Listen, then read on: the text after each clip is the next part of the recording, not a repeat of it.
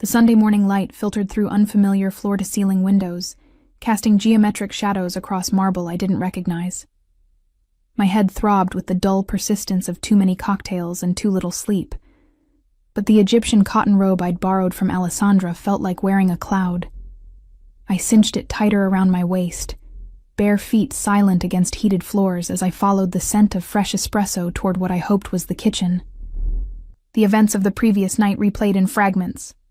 The club, Alessandra laughing, dragging me to the dance floor despite my protests. The emergency call at 3 a.m. Her mother, Paula, rushed to the hospital with chest pains. The frantic cancellation of my ride home. Alessandra's exhausted voice insisting I crash at her family's penthouse rather than navigate the city alone at that hour. "Just sleep on the couch," she'd said, pressing keys into my palm. "Everyone's at the hospital. You'll have the place to yourself." Everyone. Right.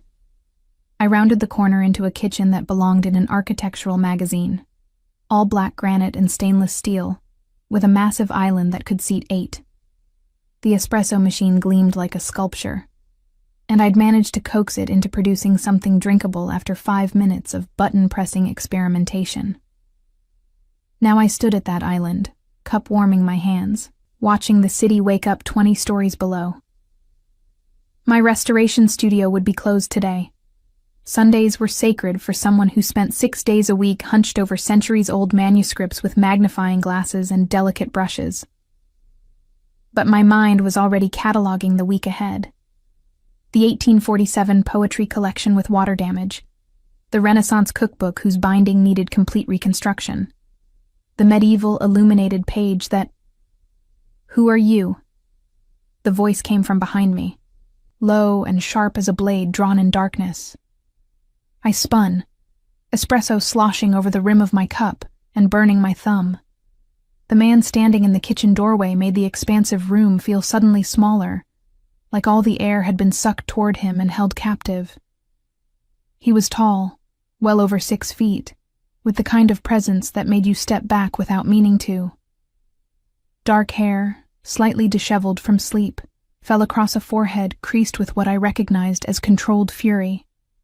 He wore black sleep pants and nothing else, revealing a torso that suggested either religious dedication to a gym or a profession that required physical readiness. But it was his eyes that pinned me in place, dark, almost black, assessing me with the cold calculation of someone deciding if I was threat or nuisance. I'd never met him.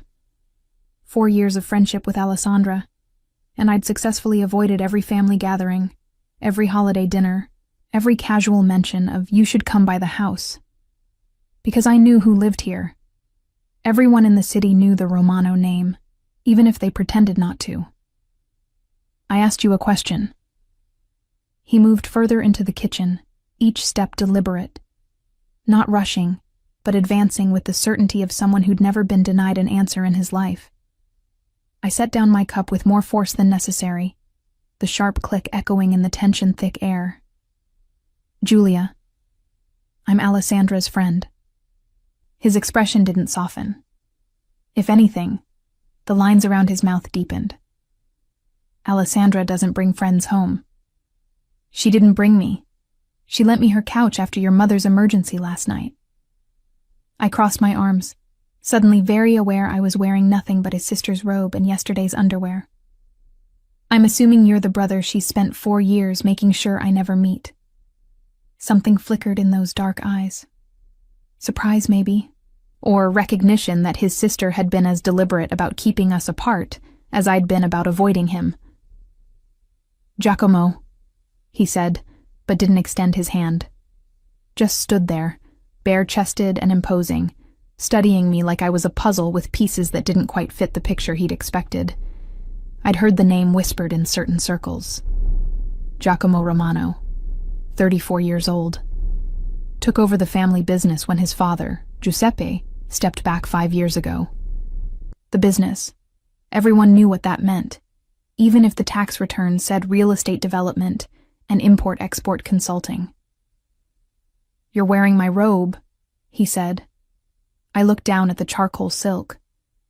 Alessandra said, "That's mine." Hers are in the guest suite. She gave you mine. Heat crawled up my neck, but I refused to show embarrassment. Instead, I channeled every ounce of composure I used when dealing with museum curators who questioned my restoration methods. I'll return it once my clothes are dry. Your sister insisted on washing them because apparently I smelled like a distillery. His jaw tightened almost imperceptibly. You're a drunk friend who crashes on couches? I'm a book restorer who went to one club in 6 months because her best friend guilted her into it, had 3 drinks over 4 hours, and ended up here because medical emergencies don't care about ride schedules. I picked up my espresso again, taking a deliberate sip while maintaining eye contact. And I don't crash on couches. I sleep on them when invited by people who don't want me taking the subway alone at 4 a.m. For a long moment, he said nothing. Just looked at me with that unsettling intensity, like he was reading a language I didn't know I was writing. Then he moved to the espresso machine, his shoulder brushing mine as he reached for a cup from the cabinet above my head. The brief contact sent an unwelcome jolt through my system. Pure awareness of skin and heat, and the faint scent of cedar and something darker I couldn't name. I stepped aside, putting the island between us. He prepared his espresso with the efficiency of routine, every movement economical. When he finally turned back to me, cup in hand, his expression had shifted into something I couldn't quite read. Book restorer, he repeated, as if testing the words. You work with old things. I preserve them. There's a difference. I kept my voice level, professional. This was familiar ground, explaining my work to people who didn't understand why anyone would spend months on a single manuscript. I repair damage, stabilize deterioration, and sometimes reconstruct bindings that haven't existed for centuries. You recreate what's missing. I interpret what was there and build frameworks that support what remains. The distinction mattered. I wasn't forging history. I was protecting it. He took a slow sip of espresso, watching me over the rim. Alessandra never mentioned you. We had an agreement. Her family life stayed separate from our friendship. I shrugged, aiming for casual. Easier that way. Easier for who? Both of us. I met his gaze steadily, refusing to elaborate. He didn't need to know that Alessandra had warned me, years ago, about the complicated dynamics of being a Romano. About expectations and obligations, and the weight of a name that opened doors and closed others. About her brother, specifically, and why it was better if we never crossed paths. Giacomo set down his cup with the same deliberate care I'd observed in every movement so far. How long have you known my sister? 4 years. We met at a gallery opening. She was there for the art. I was there because they were exhibiting a restored medieval book of ours I'd worked on. 4 years. He said it like he was calculating something, running numbers that didn't add up to his satisfaction. And this is the first time you've been here. I don't make a habit of visiting friends' homes uninvited. But you're comfortable enough to help yourself to my kitchen, to my coffee, to my robe. I felt my temper stir, that part of me that emerged only when someone pushed too deliberately. Your sister offered all 3. If you have a problem with her hospitality, take it up with her. His lips curved into something that wasn't quite a smile. You have a sharp tongue for someone standing in a stranger's kitchen wearing his clothes. You have a lot of questions for someone whose sister's friend I'm supposed to be. Supposed to be, he repeated, latching onto the phrase. Interesting choice of words. I realized my mistake immediately. I am her friend. You meant you're not sure if I believe you. He moved around the island, closing the distance I'd carefully maintained. Not threatening, but deliberate. You meant you're aware that strange women don't typically appear in my home without my knowledge. My pulse kicked up, but I held my ground. Then you should improve your security. I walked right in with a key. Alessandra's key, which she gave you, during an emergency, when everyone was at the hospital. He stopped a few feet away, close enough that I had to tilt my head back to maintain eye contact. Convenient timing. You think I orchestrated your mother's health scare? Disbelief colored my voice. That's paranoid even for... I stopped myself, but not quickly enough. Even for what? His tone dropped lower, dangerous. Finish that thought. I should have backed down, should have apologized, explained, smoothed over the insult I'd nearly voiced. But something about him, about the way he looked at me like I was either lying or irrelevant, brought out a recklessness I usually kept buried under layers of professional caution and careful politeness. Even for someone with your reputation, I said quietly. I've heard the stories, Giacomo. Everyone has. But I'm not part of whatever world you inhabit. I'm a restorer who works in a studio barely larger than this kitchen, who spends her days with glue and century-old paper. I'm not a threat. I'm not even interesting enough to be suspicious of. His expression shifted again, that unreadable mask cracking just enough for me to glimpse something underneath. Not anger, something closer to intrigue. You know who I am, he said. Not a question. I know what people say. I don't know if it's true, and I don't want to know.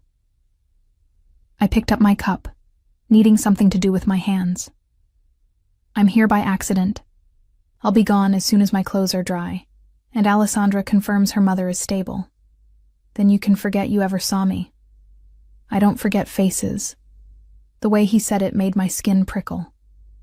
Not a threat, a statement of fact, delivered with the casual certainty of someone who'd trained himself to catalog and remember every detail. Before I could respond, my phone buzzed on the counter. Alessandra's name lit up the screen. I grabbed it, grateful for the interruption. Hey, how's your mom? False alarm, thank God. Panic attack, not cardiac. They're keeping her for observation, but she's okay.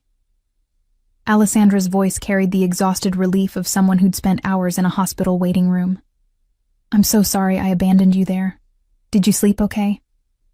I looked at Giacomo, who was watching me with that same unsettling focus. The couch was fine. Good. Listen, we're going to be here a few more hours. Can you stay put? I'll bring breakfast when I get back, and we can... Actually, I should probably head home. I have work to prep for tomorrow. Julia? Alessandra's tone shifted into something more serious. Did something happen? You sound weird. Nothing happened, I paused, choosing words carefully with her brother standing 3 feet away. I met Giacomo. Silence on the other end. Then, quietly, oh. Yeah. Is he being an ass? Put him on. I'll tell him to. It's fine. We're fine. Just having coffee. I forced brightness into my voice. But I really should get going soon. Your clothes won't be dry for another hour at least. I put them through a second cycle because they really did smell like a bar floor. She hesitated. Look, Giacomo's bark is worse than his bite. Usually, just stay out of his way, and he'll leave you alone. I glanced at the man in question, who had moved to lean against the counter, arms crossed over his bare chest, clearly not planning to leave me alone anytime soon. Sure, I lied. I'll see you when you get back. I ended the call before she could press further. Giacomo raised an eyebrow. Lying to my sister? Omitting details? There's a difference. You seem to make a lot of distinctions. Precision matters in my work. In mine, too. He straightened, rolling his shoulders in a way that emphasized the breadth of them. Alessandra said I should leave you alone. That would be ideal. But I don't take orders from my little sister. He picked up his espresso cup, drained the last of it, and set it in the sink with careful deliberation. And I'm curious about the woman who's been her closest friend for 4 years without ever setting foot in this house. Some of us value privacy. Some of us have reasons for staying invisible. He turned back to face me fully. Which is it for you, Julia? The way he said my name, rolling the syllables with precision, tasting each one, made something in my chest tighten. I'd heard my name 1,000 times, but never quite like that. Never with that particular weight. I set down my empty cup, my restoration instincts kicking in. When faced with something fragile or dangerous, the best approach was careful handling and strategic retreat. "I'm going to check on my clothes," I said, moving toward the doorway. He didn't stop me, but his voice followed me out. "The laundry room is down the hall, third door on the left." I paused, glancing back. "How did you know I didn't know where it was?" His smile was slight, knowing. "Because if you knew this house well enough to find the laundry room, you'd know better than to use my espresso machine." I walked away before he could see my reaction, my heart beating faster than it should from a simple conversation in a kitchen. Behind me I heard him move, heard water running as he rinsed his cup. Normal. Domestic sounds that felt surreal coming from a man whose reputation suggested he was anything but ordinary. I found the laundry room exactly where he'd said, the machines humming with their final cycle. Through the small window, I could see the city stretching out in morning light, steel and glass and millions of people who had no idea what it felt like to stand in Giacomo Romano's kitchen wearing his robe, feeling like prey that had accidentally wandered into a predator's territory. The machine beeped. I transferred my clothes to the dryer, started the cycle, and leaned against the warm metal, closing my eyes. 45 minutes. That's how long until I could dress, leave, and return to my carefully constructed life, where dangerous men were confined to history books, and the only tension I managed was in leather bindings and paper fibers. 45 minutes, and then I'd never have to see him again. When I opened my eyes, he was standing in the doorway. "You're persistent," I said, aiming for annoyed but landing somewhere closer to breathless. "You're still here." He leaned against the doorframe, and I noticed details I'd missed before. A faint scar along his jaw, calluses on his hands that didn't match the luxury of his home, the way he held himself. Not relaxed. Never relaxed. But coiled. Ready. "My clothes are drying." "I can see that." His gaze dropped briefly to the spinning dryer, then back to me. "You're uncomfortable. I'm in a stranger's laundry room wearing his robe. It's not exactly my comfort zone. But you're not afraid." I considered lying, decided against it. Should I be? He was quiet for a moment, that calculating look returning. "Most people are. Of me. Of this house. Of what they think they know." "I'm not most people." "No," he agreed. "You're not." The dryer hummed between us, filling the silence with its steady rhythm. Outside the window, the city continued its Sunday morning routine, oblivious to the strange tension trapped in this small room. "Alessandra never told me she was protecting you from me," he said finally. "I thought she was protecting me from her friends, from people who wanted access to the family. Maybe she was protecting us both. From what?" I met his eyes, seeing past the intimidation to something else. Curiosity, genuine interest. The same look I got when examining a manuscript and finding unexpected damage beneath the surface, the urge to understand what caused it, how deep it went, whether it could be repaired. "From complications," I said softly. His laugh was short, humorless. "Too late for that." Before I could ask what he meant, the dryer beeped its completion. I moved to open it, but he was faster, reaching past me to pull out my clothes. The heat from the dryer mixed with the heat from his proximity, and I found myself pressed back against the machine, trapped between warm metal and warmer skin. He handed me the bundle of clothes, his fingers brushing mine. "Get dressed. I'll make you breakfast before you go." "You don't have to." "I know." He stepped back, giving me space. "But Alessandra would never forgive me if I let her friend leave hungry. And despite what you might think, I'm not entirely uncivilized. Then he was gone, leaving me alone with my warm clothes and the lingering scent of cedar. I dressed quickly in the laundry room, grateful to be back in my own jeans and sweater, even if they were wrinkled from the dryer. The robe I folded carefully, running my fingers over the silk before setting it aside. When I returned to the kitchen, Giacomo had dressed, black jeans and a white Henley that somehow made him look more dangerous than the bare chest had. He was at the stove, doing something with eggs and vegetables that smelled impossible to resist. "Sit," he said without turning around. I sat at the island, watching him work. His movements were efficient, practiced. Not the cooking of someone who hired chefs, but of someone who'd learned by necessity. "You cook," I observed. Surprising? Unexpected. He glanced over his shoulder. I'm full of surprises. The omelet he slid in front of me 5 minutes later was perfect. Fluffy, golden, filled with herbs I couldn't name, but tasted like something between memory and promise. I ate in silence, aware of him watching me between sips of fresh espresso. When I finished, I pushed the plate away and met his gaze.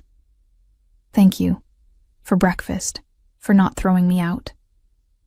"Why would I throw you out?" "Because I'm wearing your clothes, drinking your coffee, and apparently disrupting your Sunday morning routine." "You assume I have a routine." "Everyone has a routine. Mine is coffee, studio, 12 hours of meticulous work, home, sleep, repeat." I stood, collecting my plate. "What's yours?" He took the plate from my hands, his fingers lingering against mine a moment too long.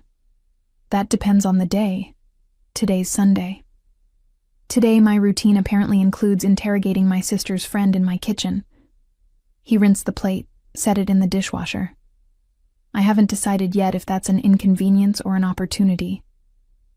Opportunity for what? He turned to face me fully, and in the morning light streaming through those massive windows, I saw him clearly for the first time. Not just the intimidating presence or the dangerous reputation, but the man underneath. Tired, watchful, alone in a penthouse built for a family. "To understand why Alessandra kept you hidden," he said quietly, "and whether she was right to do it." Before I could respond, the front door opened. Alessandra's voice called out, "Julia, I'm back. Did my brother terrorize you? Or can I still claim he's human?" I looked at Giacomo, found him already looking at me with an expression I couldn't name. "We'll see," I murmured, then walked past him toward my friend's voice, feeling his eyes on me the entire way.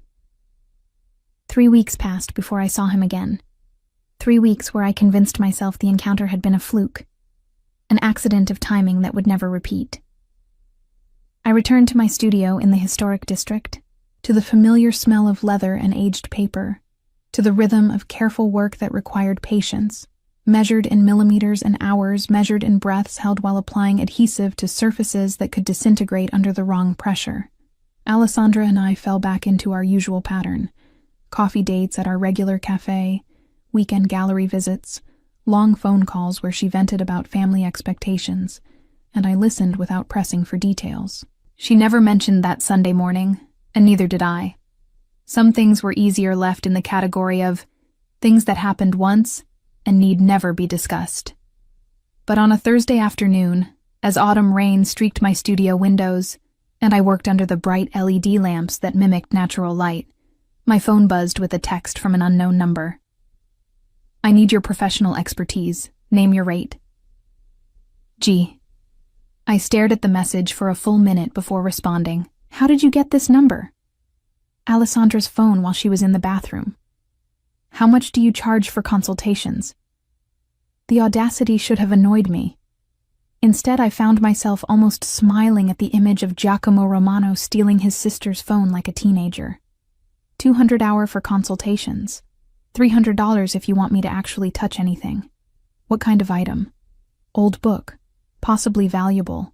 Possibly damaged beyond repair. I need someone who knows the difference. I set down my brush. My curiosity officially piqued. In my line of work, old book could mean anything from a Victorian novel to an illuminated manuscript worth more than my entire year's salary. Where is it? My office. Can you come tomorrow? 10 a.m. I should have said no.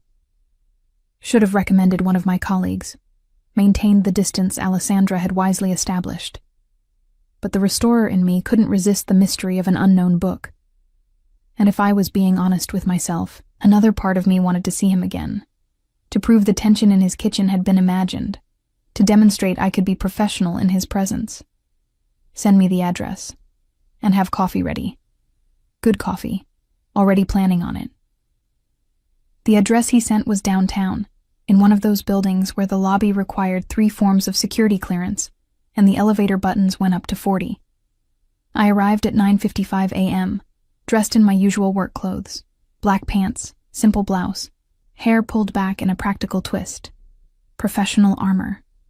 The receptionist, a woman in her 50s with sharp eyes and sharper suit, looked up as I approached.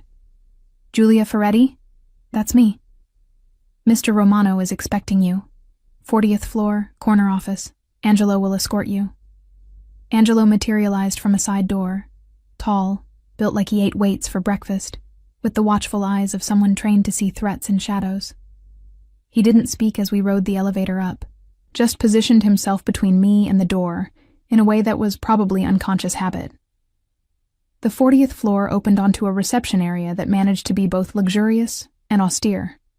Dark wood, leather seating, and a view of the city that probably cost more per square foot than most people's homes.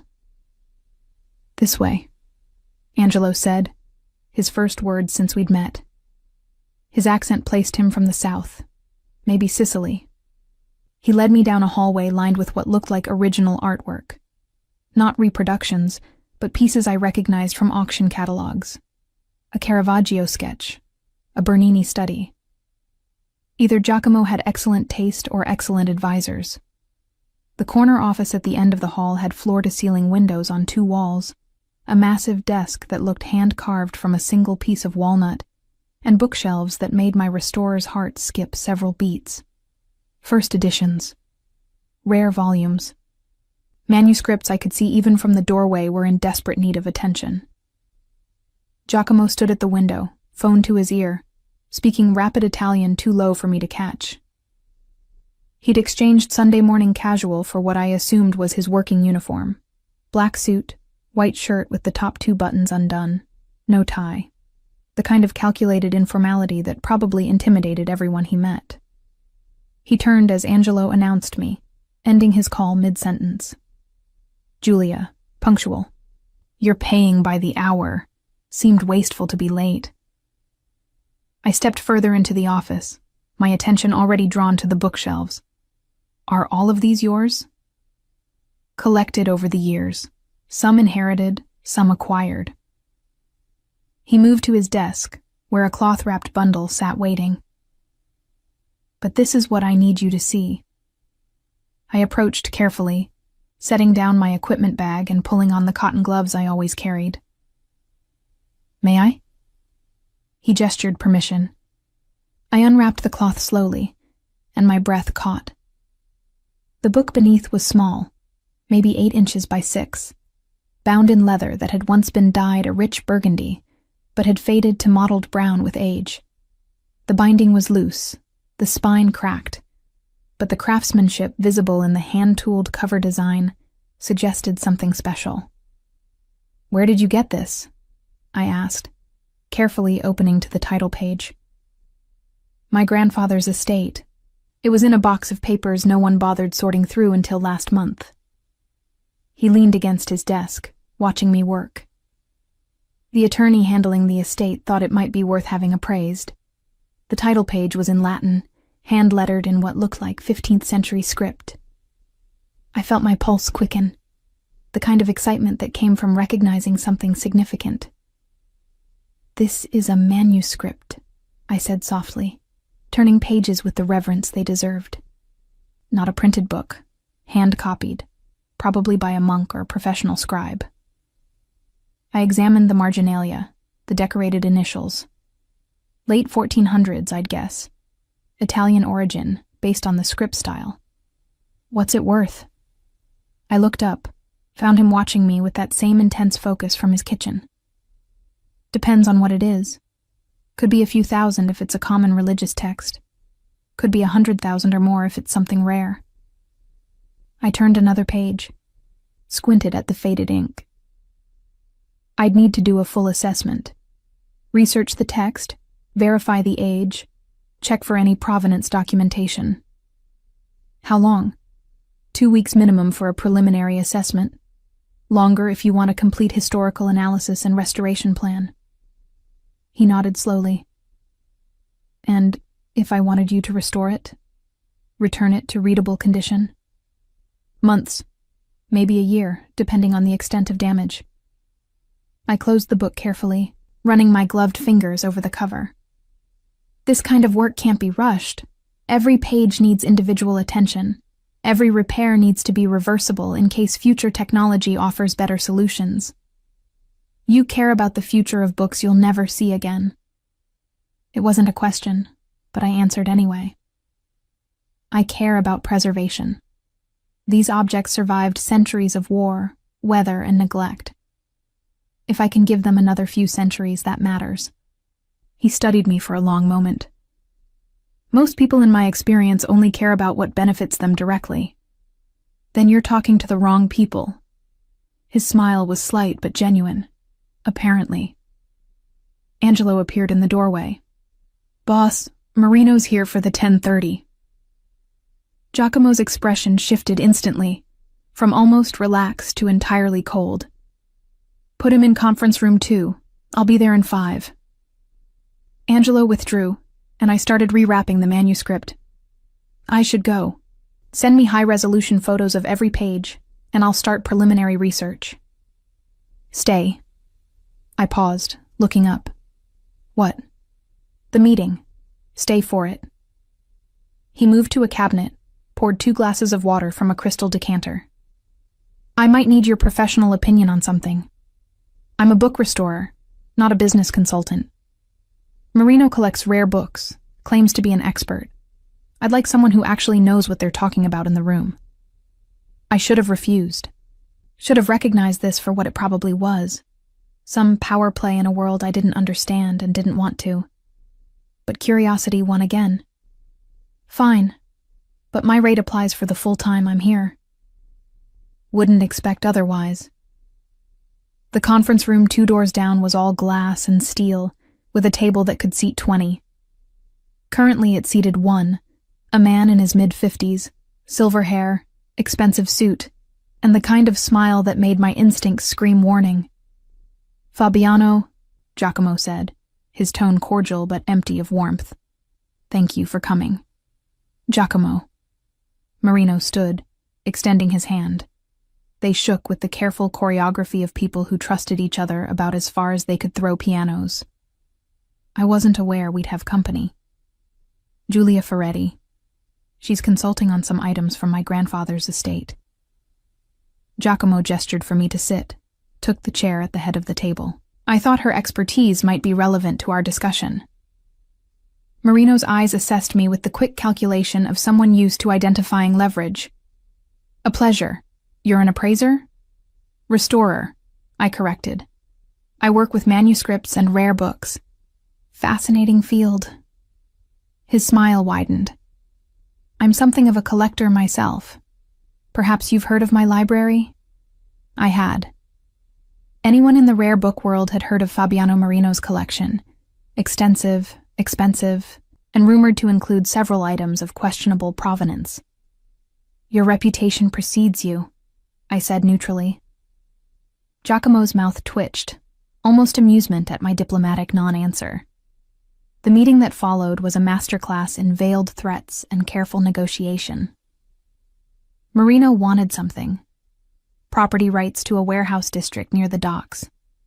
Giacomo had those rights and no apparent intention of selling. They danced around the issue for 20 minutes, each making offers that weren't really offers, suggesting compromises that weren't really compromises. I sat quietly, watching the performance. This was a different side of Giacomo, not the man who'd made me breakfast, but the one who controlled territories and commanded fear. His voice never rose, his expression never shifted, but authority radiated from him like heat from stone. Then Marino played what he clearly thought was his trump card. "I have something you might be interested in." He pulled out his phone, scrolled through photos, turned the screen toward Giacomo. "A first edition Dante's Inferno, 1472. Authenticated. I'd be willing to trade it for the warehouse rights." Giacomo glanced at the photo, then at me. "Julia?" I leaned forward, examining the image on screen. The book looked right. Correct binding style, appropriate aging, the kind of piece that would make any collector salivate. But something was off. "May I?" I gestured for the phone. Marino handed it over, confidence written across his face. I zoomed in on the title page, examined the typography, the spacing, checked the image of the colophon, the printer's mark at the end. Then I handed the phone back. "It's a fake." Silence dropped like a stone. Marino's smile froze. "Excuse me?" "The typeface is wrong for Nicholas Laurenti's print shop. He used a specific font design that's documented in multiple surviving examples from that period. This is close, but not exact." I kept my voice professional, factual. "Also, the paper shows aging consistent with perhaps 200 years, not 500. Someone did an excellent job artificially distressing it. But the fiber composition is wrong for 15th century Italian paper mills." Marino's face had gone carefully blank. "You're mistaken." "I'm not." I pulled out my phone, found reference images from legitimate 1472 Dante editions. "See the difference in the letter forms? The spacing between lines? Whoever forged this was skilled, but they used modern references instead of studying actual period examples." Giacomo's expression hadn't changed, but something in his eyes had sharpened. "Fabiano, you tried to trade me a counterfeit. The authentication documents can be forged as easily as the book." Giacomo stood slowly, buttoning his suit jacket. "This meeting is over. Giacomo, there's been a misunderstanding. The only misunderstanding is that you thought I wouldn't verify your claims." His voice dropped lower, colder. "The warehouse stays mine, and you'll leave now, before I decide this insult requires a more direct response." Marino left, his earlier confidence shattered into careful retreat. After the door closed, Giacomo turned to me. "How certain are you?" "Completely. I'd stake my professional reputation on it." I met his gaze steadily.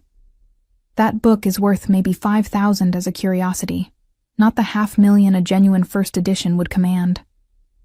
He nodded once, then smiled, the first genuine smile I'd seen from him.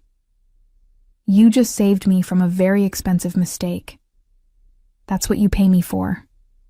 "No." He moved closer, and I caught that cedar scent again. "I pay you to assess and restore books. You just demonstrated you're worth significantly more than your hourly rate." My pulse kicked up, but I kept my expression neutral. "Flattery doesn't get you a discount." "Good. I don't want to discount you." Before I could parse that statement, my phone buzzed. Alessandra, asking if I wanted to grab lunch. I glanced at the time, 12:30 already. "I should go." "Let me buy you lunch, as thanks for the consultation." "You're already paying me $600 for 3 hours of work. Then let me buy you lunch because I want to."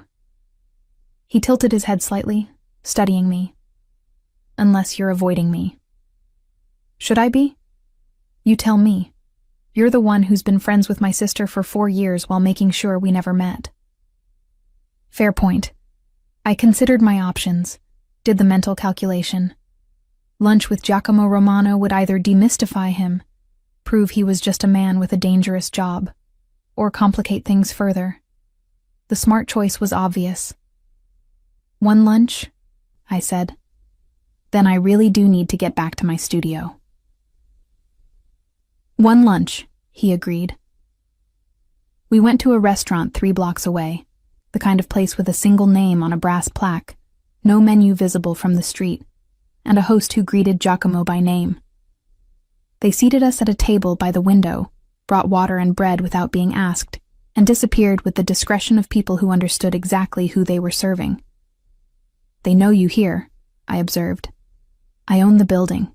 The restaurant is. A business investment. Of course it is. Over lunch, some kind of risotto that melted on my tongue, wine I didn't ask the vintage of, we talked about books. Not his business, not my friendship with his sister, just the safe territory of manuscripts and history, and the strange satisfaction of restoration work. He asked intelligent questions, listened when I explained the difference between conservation and restoration, understood when I described the ethical debates in my field about how much intervention was too much. You think about legacy, he said eventually, about what you're leaving behind. Don't you? He was quiet for a moment, his fingers tracing the stem of his wine glass. My legacy is complicated. The family business, the name, the expectations. He looked up, met my eyes. Sometimes I think it would be easier to preserve books than people. Books don't have competing interests and family obligations. Exactly. Something in his voice made me ask, is that what the warehouse is about? Competing interests? Everything is about competing interests. He set down his glass. Marino wants the docks because they're profitable. I keep them because letting him have them would signal weakness. It's a game where the rules are unwritten and the stakes are always higher than they appear. Sounds exhausting. It is. He smiled slightly. Which is why having lunch with someone who cares more about fiber composition than territorial disputes is refreshing. I'm not that boring. I didn't say boring. I said refreshing. His gaze held mine. There's a difference. My phone buzzed again. Alessandra following up. Where are you? Thought we were doing lunch. I typed back quickly. Got caught up with work. Rain check? Her response came immediately. You never get caught up with work. You're the most punctual person I know. What's going on? I set down my phone without answering. Giacomo had noticed.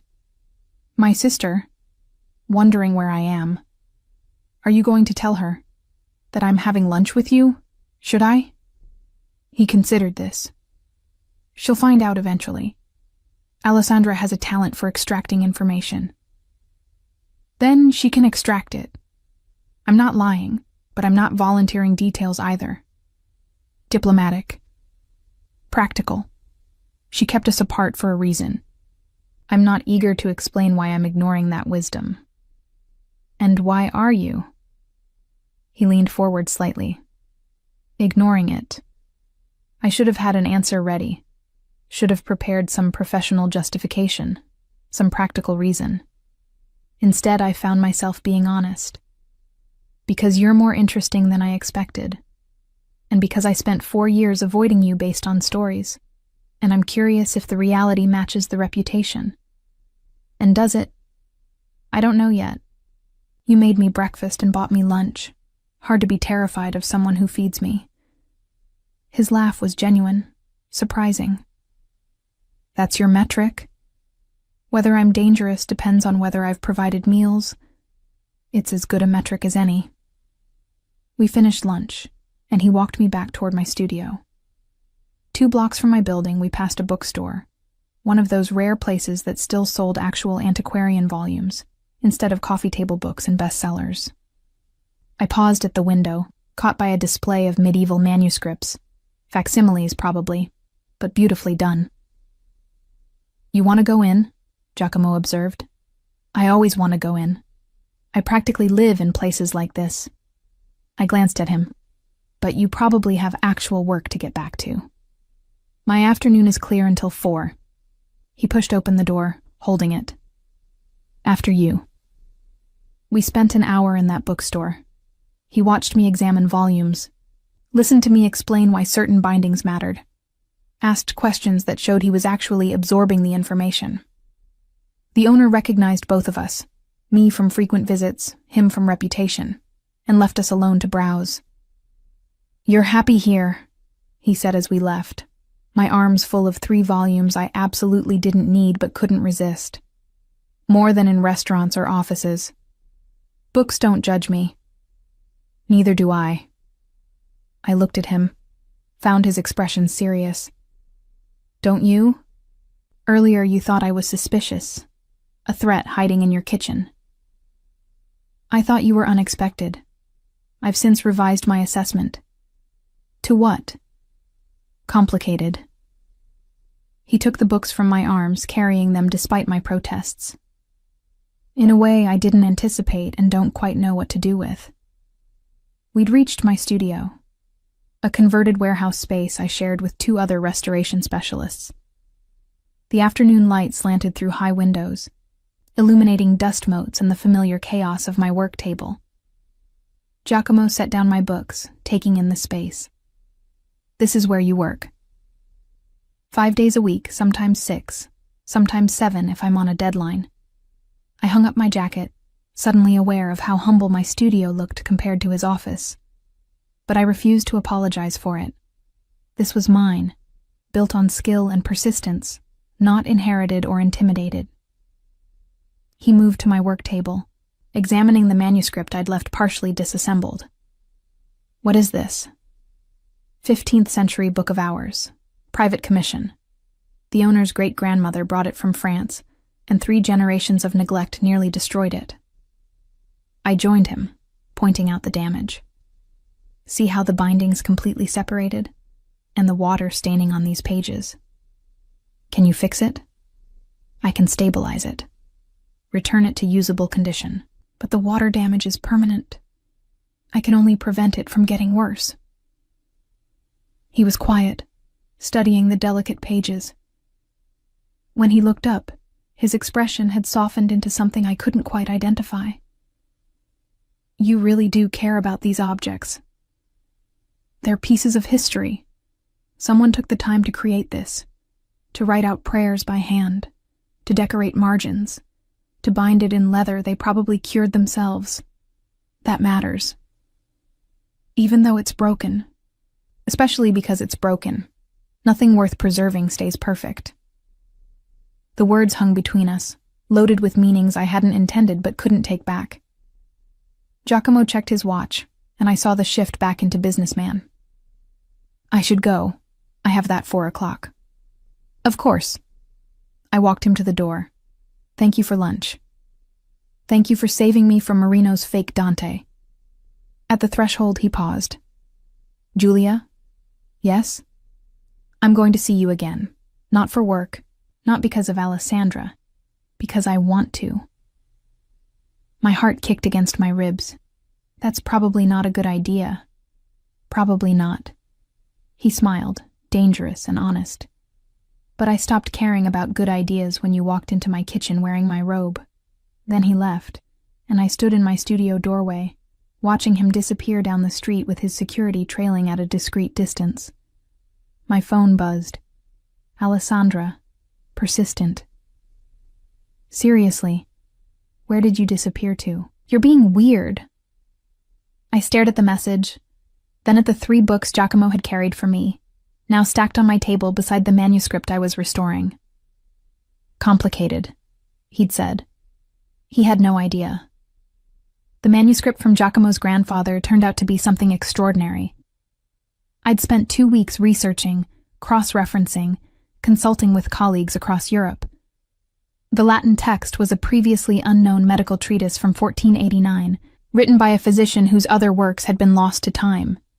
If authenticated, and I was 90% certain of the attribution, it would be worth somewhere in the range of 200,000 euros. I drafted my preliminary report, included photographs and analysis, and sent it to his email on a Wednesday afternoon. Within an hour, my phone rang. "You're sure about this?" His voice carried excitement barely restrained. "Unknown treatise? Museum-worthy? Assuming the carbon dating confirms the age, yes. This is significant, Giacomo. Not just valuable, historically important. When can you start restoration? I'd been preparing for this question. I can't. Not right now. Silence. Then carefully. Why not? I'm booked through next spring with other projects. Some of them are institutional commissions I can't defer. The earliest I could start on your manuscript is May. That's 7 months away. I know, I'm sorry. I can recommend other restorers who specialize in this period. No. Flat. Final. If you can't do it now, I'll wait. But I want you. Something about the way he said it made heat crawl up my neck. 7 months is a long time. Then I'll have 7 months to convince you to move my project up the schedule. Giacomo, have dinner with me. Tonight. The sudden shift caught me off guard. What? Dinner. To celebrate finding out my grandfather's forgotten book is worth a fortune. His tone had changed. Less business and more something else. Unless you're busy. I looked at my work table, at the book of hours that needed another 3 hours of attention tonight if I wanted to meet Friday's deadline. I have work. You always have work. One dinner won't destroy your schedule. He was right, which annoyed me. Fine, but somewhere casual. I'm not dressing up on a Wednesday. Deal? I'll pick you up at 7. He hung up before I could argue the logistics. At 6:45, I was still in my studio, cursing my inability to say no while trying to make my work clothes look intentional rather than haphazard. Black pants, silk blouse, hair down instead of pulled back. The best I could manage without going home to change. At 6:58, a sleek black car pulled up outside. Not a driver, Giacomo himself behind the wheel, which surprised me. He stepped out wearing dark jeans and a charcoal sweater that probably cost more than my monthly rent, but at least wasn't the full suit armor. You look good, he said, as I slid into the passenger seat. You look like you're trying not to look like yourself. His smile flashed. Is it working? Not even slightly. You still radiate danger and expensive cologne. The cologne is bergamot and cedar, and I'll take danger as a compliment. He drove us to a restaurant in the old district. Stone walls, candlelight, the kind of intimate space where conversations stayed private. We were shown to a corner table, brought wine without ordering, left alone with menus we barely glanced at. Tell me about the manuscript, he said once we'd both settled. The parts you left out of the report. So I did. Explained the physician's background, the context of late 15th century medical knowledge, why this particular text mattered in the history of anatomy and treatment. He listened with complete focus, asking questions that showed genuine interest rather than polite engagement. You light up when you talk about this, he observed. Your whole face changes. This is what I love. Discovering lost knowledge, preserving it for people who'll come after us. No desire for fame, recognition. I get recognition in my field. That's enough. I took a sip of wine, studying him over the rim. What about you? You inherited this empire. Did you want it? His expression shifted, became more guarded. One is complicated when you're born into expectations. That's not an answer. No, he agreed. It's not. We ordered food that arrived in careful courses. Between bites, the conversation drifted to safer topics, books we'd read, places we'd traveled, the strange satisfaction of work done well. He told me about his sister's relentless matchmaking attempts, her insistence he needed to settle down with someone suitable. Suitable, I repeated. What does that even mean? Someone from the right family, the right background, someone who understands the business and won't ask uncomfortable questions about how wealth gets made and maintained. Sounds romantic. His laugh was bitter. Romance isn't typically part of these arrangements. But you've avoided them so far. I have. He leaned back, wine glass in hand, much to my father's frustration. Giuseppe retired 5 years ago expecting me to follow tradition, take over the business, make a strategic marriage, produce heirs. I've managed 2 out of 3. No heirs, no marriage. His gaze held mine. No one suitable has appeared. Something in his tone made my pulse quicken. Giacomo, 3 weeks ago, you walked into my kitchen wearing my robe, drinking my coffee, completely unafraid despite knowing who I am. You saw through Marino's fake in 30 seconds. You talk about paper fibers and binding techniques with more passion than most people discuss anything. He set down his glass. You're the most unsuitable woman I've ever met, and I can't stop thinking about you. I should have expected this, should have seen it building through lunches and bookstore visits, and the way he looked at me when he thought I wasn't paying attention. But hearing it stated so baldly still stole my breath. I'm your sister's best friend. I'm aware. We're from completely different worlds. Also aware. This is a terrible idea. The worst. He reached across the table, his fingers finding mine. Tell me you haven't thought about it. About us. I couldn't. Because I had thought about it, in those unguarded moments between sleep and waking, in the middle of restoration work when my mind wandered, in every conversation where his intensity made me feel seen in ways I'd never experienced. But wanting something didn't make it wise. I don't fit into your life, Giacomo. I work in a converted warehouse. I drink cheap wine and eat last night's pasta for lunch. I can't walk into galas and charity events and act like I belong in rooms full of people who measure worth in bloodlines and bank accounts. I'm not asking you to fit into anything. I'm asking if you feel what I feel when we're together. The rest, he gestured vaguely, is logistics. Logistics built on family obligations and business connections, in a world where people like Marino try to cheat you with fake manuscripts. I pulled my hand back.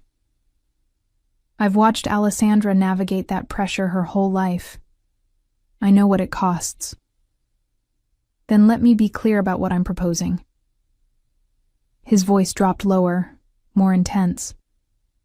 Not marriage, not some strategic arrangement, just time. Us. Seeing where this goes without the weight of expectations. Your family is my problem, not yours. He leaned forward. Giulia, I've spent 15 years making calculated decisions, weighing consequences, choosing duty over desire. For once, I want to choose something because I want it. Because you make me remember there's more to life than territory and tradition. The raw honesty in his voice cracked something in my carefully maintained walls. And when it gets complicated, when your world collides with mine, then we deal with it together. I wanted to believe him, wanted to ignore every warning sign and lean into the gravitational pull he seemed to exert on my common sense. I need to think, I said finally. This isn't a decision I can make over dinner. Fair enough. He signaled for the check. Take your time. But Giulia, I'm patient when something matters. And you matter. He drove me back to my studio, walked me to the door despite my protests that it wasn't necessary. Under the streetlight, he looked younger somehow, less the intimidating businessman, and more just a man hoping for an answer he wanted. I mean it, he said. No pressure. Think about what you want, not what you think you should want. Then he left, and I climbed to my studio, my mind spinning through implications and possibilities, and the memory of his hand covering mine. I called Alessandra before I could talk myself out of it. Hey, she answered, sounding distracted. What's up? I need to tell you something, and you're going to be angry. Her attention sharpened. What did you do? I've been seeing your brother, not seeing exactly, but spending time with. He hired me to assess a manuscript, and then we had lunch, and then dinner tonight. And, wait, what? Her voice rose. Giacomo? My brother Giacomo? How many brothers do you have? One is more than enough. I heard her moving, a door closing. Are you serious right now? When? How? Why didn't you tell me? It just happened. Started happening. After that Sunday, I stayed over. I paced my studio, phone pressed to my ear. He found my number, asked me to look at a book, and it spiraled from there. She was quiet for a long moment. When she spoke again, her voice had gone flat. He asked you out. He did. And you said yes. Eventually. Julia. She sounded tired. Do you have any idea what you're getting into? Some. Maybe, I don't know. I stopped pacing, pressed my forehead against the cool glass of my window. That's why I'm calling. You kept us apart for 4 years. Tell me why. Really why? Another pause, then a sigh. Because he's complicated in ways you can't understand until you're already tangled up in them. Because his world has rules that don't make sense until you've broken them and seen the consequences. Because... Her voice cracked slightly. Because I love you both, and I don't want to watch what happens when your world collides with his. He said the same thing, about logistics. Logistics? She laughed, but there was no humor in it. Is that what he called it? Julia, my brother's logistics include family expectations dating back generations, business arrangements built on violence and intimidation, and enough complications to sink anyone who gets too close without understanding the weight. He said he wants me anyway, despite all of that. Of course he does. You're brilliant and genuine and everything he's never had in his carefully controlled life. You're exactly the kind of complication he'd choose. Her tone softened. But that doesn't mean it's safe for you. I don't want safe. I want honest. Then here's honesty. Giacomo Romano doesn't do casual. If you say yes to him, you're saying yes to everything that comes with him. And once you're in, getting out is significantly more complicated than walking away. You make it sound like a trap. Not a trap. A choice with consequences. I just want you to make it with your eyes open. We talked for another hour. Alessandra filling in details about her family's business, about the pressure Giacomo had been under since taking over, about the arranged marriage their father had been pushing, about Giacomo's track record with relationships, brief, strategic, carefully contained. He's never brought anyone around the family, she said. Never introduced us to anyone who mattered. If he's serious about you, Julia, it means something. I'm just not sure what yet. After we hung up, I stood at my window for a long time, watching the city lights blur in the distance. The smart choice was clear.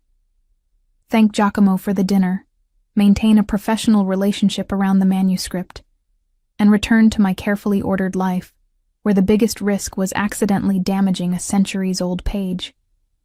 The other choice, the one that made my heart race and my common sense scream warnings, was to say yes.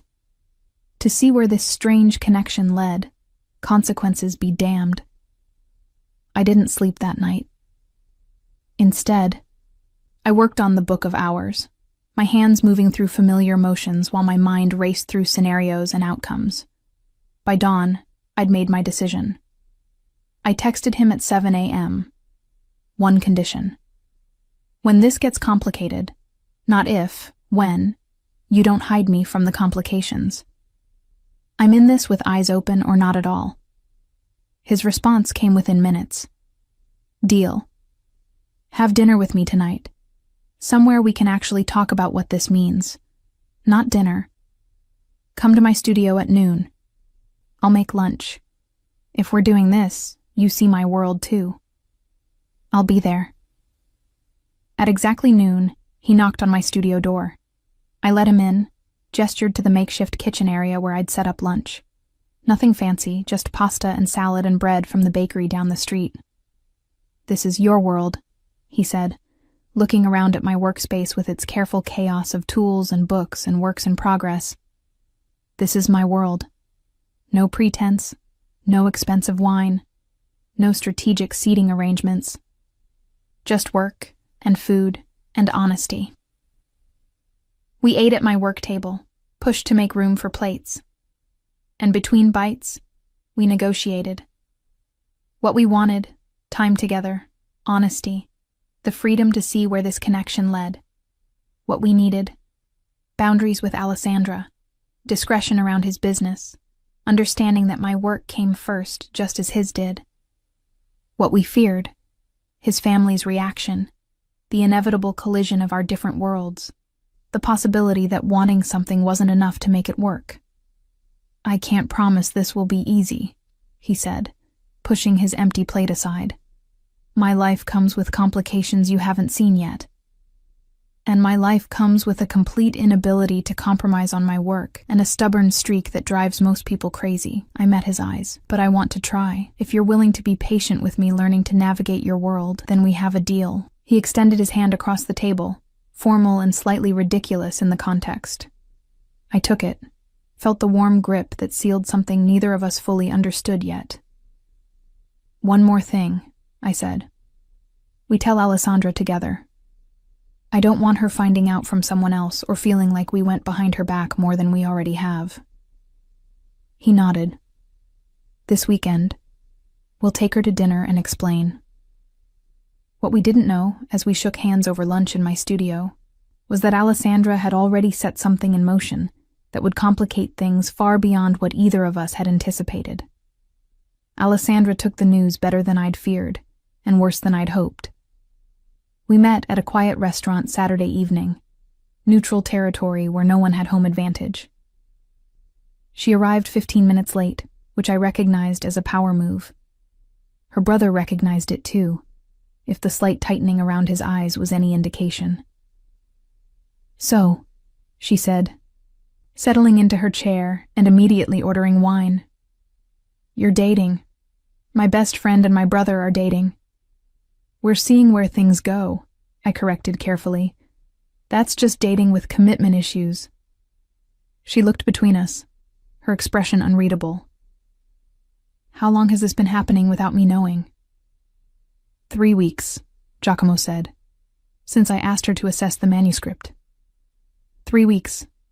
And you're telling me now because we wanted to be sure it was something before making it your problem, I said. And because I didn't want you hearing it from someone else. She studied me for a long moment, then sighed. You're serious about this, both of you. It wasn't a question, but Giacomo answered anyway. Yes. Then I have something to tell you both, something I did before I knew about this development. She took a long drink of wine. Papa's been pressuring Giacomo about the Marino alliance, about marrying into their family to solidify business connections. I know, Giacomo said flatly. I've been refusing for 2 years. Right. But 2 weeks ago, after the Fabiano situation, Papa got more insistent, said you were making enemies instead of allies, that your refusal to marry was becoming a liability. She looked at me apologetically. I panicked. I told him you were already seeing someone seriously, that an announcement was imminent. My stomach dropped. Alessandra, what? I thought I was buying time. I figured you'd date some society woman eventually, and I could claim I'd been talking about her. She grimaced. I didn't know you were actually with Giulia. Giacomo had gone very still. What exactly did you tell him? That you'd been seeing someone for months, that it was serious enough you were considering marriage, that she was from a good family, educated, respectable. Alessandra's voice dropped. I may have implied she was from one of the connected families, not Marino, but someone equally strategic. I'm a book restorer, I said faintly. I work in a warehouse. My family owns a bakery in Tuscany. I know, which is why this is a problem. She looked at her brother. Papa wants to meet her. This mystery woman who's captured your attention enough to refuse the Marino alliance. He's planning a family dinner next Friday. Giacomo's expression had gone from still to carved from stone. You lied to our father about my relationship status. I was trying to help. You were about to be railroaded into an arrangement with Fabiano's daughter, and I thought... She stopped, running her hands through her hair. I thought I had more time to figure it out. So now we have a choice, Giacomo said, his voice dangerously calm. I tell Papa the truth, that there is no fiancé, that Alessandra lied, and deal with the fallout. Or you bring Giulia and pretend she's the woman I described, Alessandra finished miserably. Which is insane, I know, but no. I stood up, my chair scraping against the floor. Absolutely not. I'm not playing some game with your family, pretending to be someone I'm not. Giacomo caught my wrist gently. Giulia, sit. Let's think about this. There's nothing to think about. This is exactly the kind of complication I stopped, seeing Alessandra's stricken expression, Giacomo's careful calculation. This is insane. It is, he agreed. But Alessandra's not wrong about the timing. If I tell Papa the truth now, he'll push harder on the Marino alliance. And I refuse to be manipulated into a marriage that benefits everyone except me. So instead you'll manipulate your father by using me as a fake fiancé? I pulled my wrist free. How is that better? It's not. But it buys us time to figure out what this actually is between us. He gestured between us. Right now, we're 3 weeks into something neither of us fully understands. If we walk into family scrutiny this early, it'll kill whatever we're building before we know what it could be. I finished quietly. Alessandra leaned forward. I have an idea. A way to make this work temporarily. I'm almost afraid to ask, I said, but sat back down. We don't lie exactly. We just present the truth differently. She looked at me. Your family does own a bakery, right? In Tuscany? A small one. My parents supply local restaurants and hotels. Perfect. We position you as a business owner's daughter. Educated, respectable, cultured. All of which is true. She turned to Giacomo. You met her through work, the manuscript assessment. Also true. You were impressed by her expertise, started spending time together, realized it was serious. Completely true. Except the part where we pretend we're engaged, I pointed out. We don't have to go that far, just dating seriously. Let Papa draw his own conclusions about where it's heading. Alessandra was warming to her idea. One dinner. You meet the family, make a good impression, and then we have time to either make this relationship real enough to withstand scrutiny, or end it quietly before anyone gets hurt. I looked at Giacomo. You're actually considering this. I'm considering whether 6 months of fake relationship is better than 20 years of real misery in a strategic marriage. He met my eyes. I'm also considering that if we do this, if you agree to one dinner, one performance, you'll be giving me something no one else has. A choice about my future. That's not fair. You're making this about noble sacrifice when it's really about manipulation and lies. You're right. It's not fair. He didn't look away. But I'm asking anyway. One dinner. Meet my family. Let them think we're serious. And buy us time to figure out if we actually want to be. I should have said no. Should have walked away from the entire mess. Gone back to my studio and my manuscripts and my uncomplicated life. But I looked at Alessandra's guilty desperation, at Giacomo's careful control hiding what I'd learned to recognize as vulnerability, and felt my resistance crumbling. One dinner, I said finally. But we do this my way. I don't lie about who I am or where I come from. If they ask about my family, I tell them the truth. No pretending to be society or connected or anything I'm not. Agreed, Giacomo said immediately. And after this dinner, we reevaluate. If it's too complicated, if your family becomes a problem, we end this before it gets worse. Fair. And you owe me, I added, pointing at Alessandra.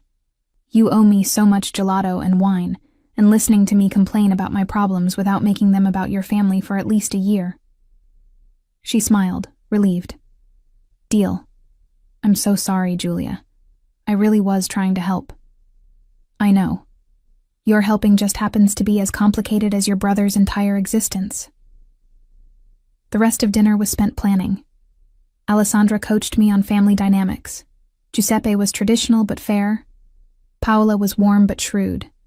And there would be extended family, including cousins and business associates, who'd be assessing me with the calculation of jewelers examining stones. Just be yourself, Giacomo said as we left the restaurant. The version of yourself who isn't afraid to call me out when I'm being arrogant. That's every version of myself. Exactly. He caught my hand, pulling me back as Alessandra walked ahead toward her car. Thank you for agreeing to this insanity. I'm still not sure why I did. Because under that practical exterior, you're curious about what this could be. And because you're brave enough to walk into complicated situations if the outcome matters. He kissed me then, in the middle of the sidewalk, with his sister pretending not to watch from 20 feet away. It was the first time, surprising and inevitable at once, tasting like wine and poor decisions and the dangerous certainty that I was already in too deep to back out now. When we broke apart, I said, "If this dinner goes badly, it won't. But if it does, I'm blaming you and your sister equally."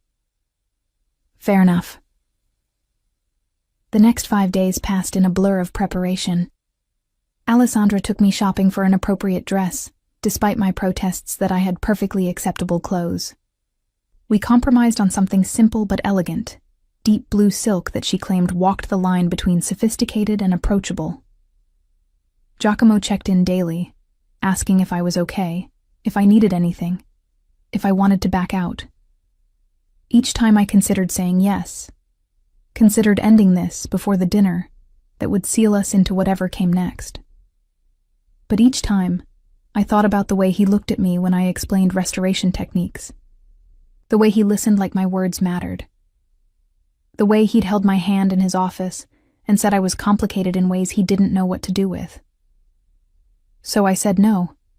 I wouldn't back out, and prepared myself to walk into the Romano family dinner like I belonged there.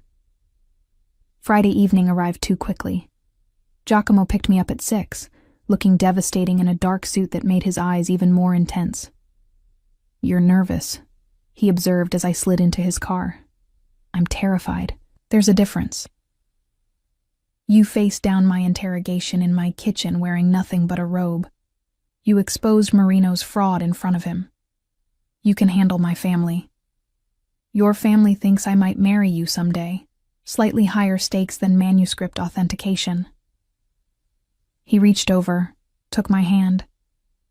"If anyone makes you uncomfortable, we leave. No questions, no explanations. We just go. You can't leave your family dinner because someone made me uncomfortable. Watch me." The certainty in his voice steadied something in my chest. The Romano family estate was in the hills outside the city, a sprawling villa that managed to be both fortress and home. Security at the gates recognized Giacomo's car, waved us through without stopping. "You grew up here," I said, taking in the manicured grounds. "Until I moved to the city penthouse 5 years ago. My parents still live here. Alessandra has an apartment in the guest house." He pulled up to the main entrance. "Ready?" "Not even slightly." "Perfect. Me neither." He came around to open my door, offered his hand. I took it, feeling the calluses against my palm, the same hands that commanded empires and made perfect breakfast omelets and held centuries-old manuscripts with reverence. Giuseppe and Paola Romano waited in the entrance hall, him tall and silver-haired with Giacomo's same intensity, her elegant and warm with Alessandra's smile. Behind them stood what appeared to be half of extended family, and several people I assumed were business associates. "Papa, Mamma," Giacomo said, his hand firm at the small of my back. "This is Giulia Ferretti." I extended my hand, channeling every ounce of confidence I'd learned from years of presenting restoration proposals to skeptical museum boards. "It's a pleasure to meet you both. Thank you for inviting me." Giuseppe's handshake was testing, not crushing, but firm enough to gauge strength. "Ferretti," From Tuscany? My family owns a bakery outside Florence. Small operation, but we've supplied regional restaurants for 3 generations. Honest work. He studied me with the same assessing look his son had perfected. And you're a restorer. Books and manuscripts. Yes, I specialize in medieval and Renaissance texts, though I work with volumes from any period that need attention. Paola stepped forward, taking both my hands in hers. And you've been seeing our stubborn son for how long? 3 months, I lied smoothly, using Alessandra's timeline. We met when he asked me to assess a manuscript from his grandfather's estate. 3 months and we're only meeting you now? Paola shot her son a look. Giacomo, you're terrible at sharing good news. I wanted to be sure Giulia could tolerate the family before subjecting her to full Romano scrutiny, he said dryly. Smart man. Paola linked her arm through mine, leading me toward what appeared to be a formal dining room. Come, tell me everything. Giacomo's been impossible about details. The dinner was exactly as complicated as I'd feared. 20 people at a table that gleamed with crystal and silver, courses that kept coming, and conversation that danced around business and family and subtle assessments of my suitability. I answered questions honestly, about my work, my family, how I'd met Giacomo. I asked questions too, showing interest in the family business ventures that were legitimate, steering conversations away from areas I didn't want to explore. And through it all, Giacomo stayed close. A hand at my back when we moved between rooms. A slight smile when I held my own against his cousin's probing questions about restoration ethics. A look that said you're doing perfectly when I caught his eye across the table. By dessert, I'd charmed Paola, earned Giuseppe's grudging respect, and won over most of the extended family. Only Angelo, Giacomo's head of security, who I recognized from his office, watched me with continued wariness. After dinner, Giuseppe pulled Giacomo aside for private conversation. I found myself on the terrace with Paola and Alessandra, looking out over city lights in the distance. You're good for him, Paola said suddenly. I haven't seen Giacomo this relaxed in years. We're still getting to know each other, I said carefully. But you're serious about him. I can see it. She patted my hand. Good. He needs someone who doesn't want him for his name or his money. Someone who sees the man underneath all the complications. Guilt twisted in my chest, because I did see that man. But she didn't know the relationship was less than a month old and built on her daughter's well-intentioned lies. When Giacomo returned, his expression was unreadable. Papa wants to meet with you tomorrow. Just you. Why? To discuss your intentions regarding his son, I imagine. He smiled slightly. He's old-fashioned about these things. Giacomo, you don't have to go. I can tell him it's too soon for that conversation. I thought about walking away, about ending this before the lies compounded into something unrecoverable. But I also thought about Paola's words, about Giacomo's careful protection of me all evening, about the fact that somewhere in the last month, this had stopped being entirely fake. I'll meet with him, I said. Tomorrow afternoon, 2 o'clock. He looked surprised. You're sure? Not even slightly, but I'm doing it anyway. That night, he drove me home, walked me to my studio door. Under the streetlight, he said, You were incredible tonight. Perfect. I was terrified and lying through my teeth about timeline. But you were yourself. That's what mattered. He cupped my face. Thank you. For doing this. For giving me a choice I didn't think I'd have. Don't thank me yet. Your father might see right through me tomorrow. Even if he does, you gave me tonight. That's worth whatever comes next. He kissed me goodnight. Longer, deeper than the restaurant kiss. Tasting like promise and complication, and the dangerous addictiveness of playing with fire while pretending not to feel the heat. The next afternoon, I returned to the Romano estate. This time, Giuseppe met me alone in his study, all wood paneling and leather and the kind of quiet authority that came from decades of wielding power. "Sit," he said, gesturing to a chair across from his desk. I sat, hands folded in my lap, channeling the composure that had gotten me through countless difficult conversations with clients. He studied me for a long moment. "My son is in love with you." The words hit like physical impact. "Sir, I don't think..."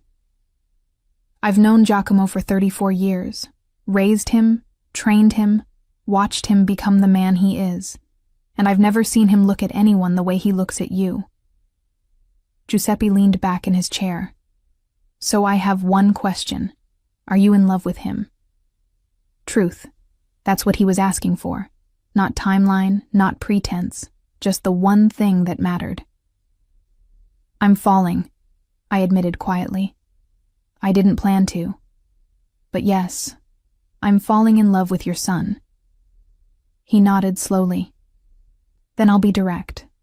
My world, my family's business comes with complications, dangers, expectations. If you commit to Giacomo, you commit to all of it. Can you handle that?" "I don't know," I said honestly. "I'm still learning what all of it means, but I'm willing to try if he is." "Good, because my son deserves someone brave enough to try rather than someone convenient enough to fit." He stood, extending his hand. "Welcome to the family, Julia, officially or otherwise." I shook his hand, feeling the weight of what I'd just agreed to settle onto my shoulders like one of my centuries-old manuscripts, precious, fragile, requiring careful handling to preserve. When I left that study, I texted Giacomo. "Your father is terrifying, and I think he likes me. Also, I might have just accidentally committed to falling in love with you. Thought you should know."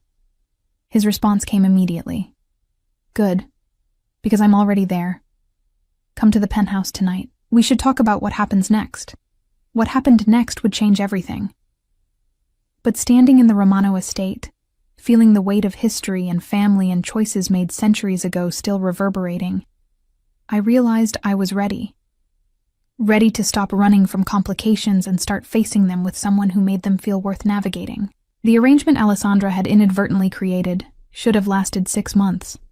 Long enough for me to become a familiar fixture at family events, for Giacomo to demonstrate he was settled, for the pressure about the Marino alliance to dissipate naturally. It lasted 8 weeks before everything collapsed.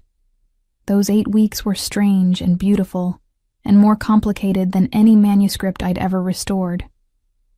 I split my time between my studio and Giacomo's penthouse, between restoration work and family dinners, between my humble reality and his luxury empire.